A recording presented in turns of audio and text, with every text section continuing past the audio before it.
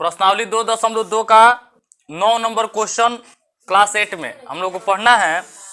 कह रहा है कि संकुल संसाधन केंद्र मध्य विद्यालय फरना में आयोजित बाल मेले में प्रत्येक विजेता छात्र को 2 कलम एवं विजेता को छोड़कर शेष सभी प्रतिभागियों को 1 कलम दिया गया। वहां पर जो विजेता हो रहा था ना उसको 2 कलम दिया जा रहा था और जो विजेता नहीं हो रहा था उसको 1 कलम दिया जा रहा था। ठीक है ना। तो अब कह रहा है कि यदि 100 गो छात्रों के बीच, कितने छात्र थे पूरे 100 गो छात्रों के बीच 120 गो कलम दिया गया है। 100 गो छात्र था और 120 गो कलम दिया गया। तो कह रहा है कि विजेताओं की संख्या बताइए। जो विजेता जो छात्र थे तो उनकी संख्या हम लोग को बताना है। ठीक है। तो लिखेंगे माना कि विजेता छात्रों की संख्या, विजेता छात्रों की संख्या बराबर क्या हो जाएगा x। अब विजेता को छोड़कर शेष छात्र कितने बच जाएंगे। जैसे कुल छात्र कितने हैं 100 गो, तो जब विजेता छात्र x मान लिए, माने जो विजेता हुए हैं, तो शेष कितने बच जाएंगे। विजेता को छोड़कर लिखेंगे विजेता को छोड़कर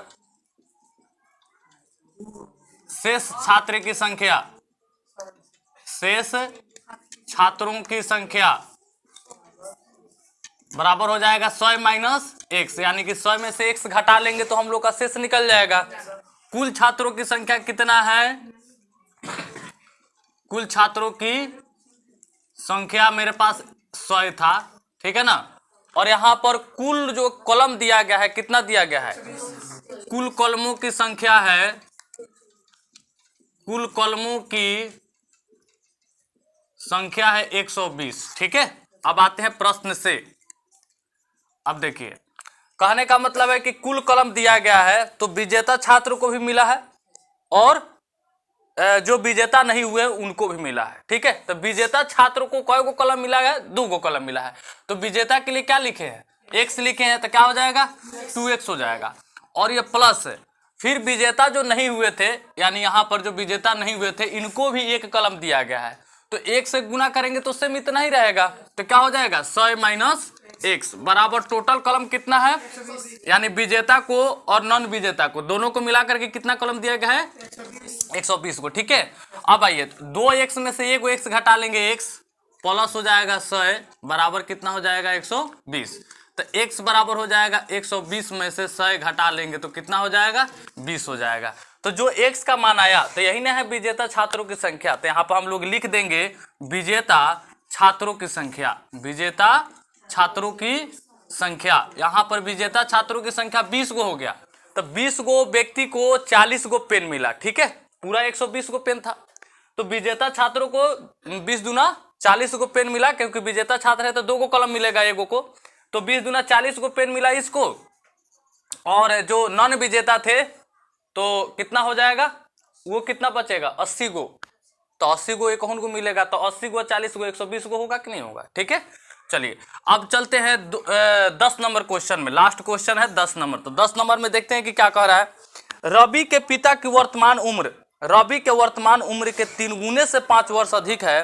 तो 5 वर्ष बाद उनकी उम्रों का योग 47 वर्ष है। तो दोनों की वर्तमान उम्र ज्ञात कीजिए। ठीक है। अब देखिए तो सबसे पहले लिखेंगे माना कि रवि का, माना कि रवि का वर्तमान उम्र, वर्तमान उम्र बराबर क्या मान लेंगे 100 वर्ष मान लेंगे। ठीक है। 100 वर्ष मान लिए। उसके बाद यहां पर दोनों का उम्र जो है कि 47 वर्ष, 5 वर्ष बाद दिया हुआ है दोनों का उम्र। ठीक है। अब उसके पिता का उम्र क्या हो जाएगा, उसके पिता का उम्र, पिता का उम्र यहां पे कह रहा है पिता का उम्र, रवि के उम्र, रवि के पिता की वर्तमान उम्र रवि के वर्तमान उम्र के 3 गुने से 5 वर्ष अधिक है। तो रवि का उम्र 100 वर्ष माने हैं तो 3 गुना कितना हो जाएगा 3x। अब 5 वर्ष अधिक का रहा है तो प्लस क्या हो जाएगा 5 वर्ष। ठीक है। अब देखिए ये इतना वर्ष हो गया। उसके बाद में कह रहा है कि 5 वर्ष बाद, 5 वर्ष बाद, तो यहाँ पे लिखेंगे 5 वर्ष बाद लिखेंगे। तो 5 वर्ष बाद जब चलेंगे तो निश्चित है कि रवि का उम्र जो है कि 5 वर्ष बढ़ जाएगा, फिर उसके पिता का भी उम्र 5 वर्ष क्या होगा, बढ़ जाएगा। ठीक है, तो यहाँ पे लिखेंगे 5 वर्ष बाद रवि का उम्र।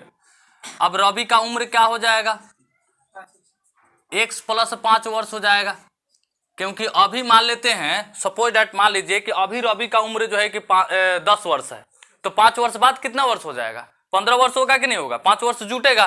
ठीक है, तो इसीलिए अभी का वर्तमान उम्र माने हैं कि x वर्ष है, तो 5 वर्ष बाद कितना हो जाएगा, x प्लस 5। पिता का उम्र क्या हो जाएगा, पिता का उम्र हो जाएगा यहाँ पर अभी कितना है 3x प्लस 5 है, तो प्लस 5 वर्ष बाद में प्लस 5 और जुट जाएगा, तो कितना हो जाएगा 3x प्लस 10 वर्ष। ठीक है, 3x प्लस 10 वर्ष। अब चलते हैं प्रश्न से, चलिए यहाँ पे प्रश्न से चलते हैं। ये दोनों को उम्रों का योग दिया हुआ है 47 वर्ष, दोनों के उम्रों का योग। तो ये रवि का उम्र जो है कि यहाँ पर x प्लस 5 है और ये पिता का उम्र है 3x प्लस 10, ये दोनों को उम्रों का योग। तो x प्लस 5 प्लस ये कितना है 3x प्लस 10 बराबर कितना वर्ष है 47 वर्ष, दोनों का योग। ठीक है, तो 1 गो x और 3 गो x कितना होगा 4 गो x, 5 गो 10 गो 15 गो बराबर कितना होगा 47। तो 4x बराबर हो जाएगा 47, अब माइनस ये घटेगा ना इधर जाएगा तो, ठीक है, तो माइनस 15 हुआ, तो 4x बराबर कितना हो जाएगा 15 घटा लेंगे तो क्या हो जाएगा 32 हो जाएगा। x बराबर हो जाएगा 32/4 यानी कि 4 अठे 32। अब ये x का मान आया 8, तो x किसके लिए माने हैं, रवि का वर्तमान उम्र। तो यहाँ पे लिखेंगे रवि का वर्तमान उम्र, रवि का वर्तमान उम्र बराबर x माने हैं, तो x का मान क्या हो गया 8 आया, तो ये लिखेंगे 8 वर्ष। ठीक है, अब उसके पिता का उम्र, पिता का वर्तमान उम्र क्या माने हैं 3x प्लस 5 वर्ष माने हैं।